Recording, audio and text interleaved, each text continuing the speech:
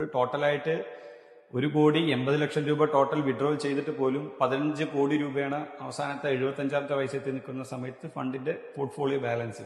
ഇന്ന് പഠന റിപ്പോർട്ട് പ്രകാരം ഇന്ത്യയിൽ 2/3 വിഭാഗം ആൾക്കാരും അവരുടെ കൃത്യമായിട്ടുള്ള റിട്ടയർമെന്റ് പ്ലാന് അവരുടെ മുന്നിൽ ഇല്ലാണ്ടാണ് അവർ പോയിക്കൊണ്ടിരിക്കുന്നത്. ഒരു 40 വയസ്സായുള്ള ഒരു ക്ലയന്റ് ഇന്ന് വരെ ഞാനൊരു സേവിങ്സോ അല്ലെങ്കിൽ വേറെ എന്തെങ്കിലും ഇൻവെസ്റ്റ്മെന്റ് പോലുള്ള ഒരു ഓപ്ഷൻസോ റിട്ടയർമെന്റിന് വേണ്ടിയിട്ടുള്ള കാര്യങ്ങളൊന്നും ഞാൻ ഇന്ന് വരെ പ്ലാൻ ചെയ്തിട്ടില്ല.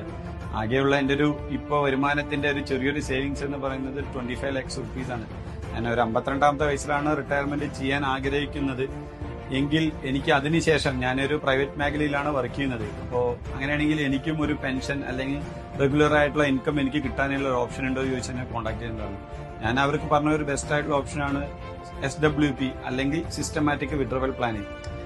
ഈ 25 lakhs rupees അടുത്ത 12 വർഷത്തേക്ക് നമ്മൾ ഒരു ഇക്വിറ്റി മ്യൂച്വൽ ഫണ്ടിൽ ഇൻവെസ്റ്റ്മെന്റ് ചെയ്യുകയാണെങ്കിൽ അയാളുടെ 52ാമത്തെ വയസ്സെത്തി നിൽക്കുന്ന സമയത്ത് 1,35,00,000 രൂപ ആ ഫണ്ട് വളർന്നിട്ടുണ്ടാവും.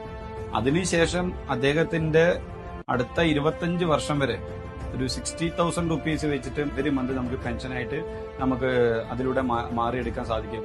എന്നിട്ട് പോലും ആ ഫണ്ട് നമ്മൾ 1,80,00,000 രൂപ ടോട്ടലായിട്ട് എന്താണ് വിഡ്രോ ചെയ്ത് കഴിഞ്ഞിട്ടുണ്ടാവും.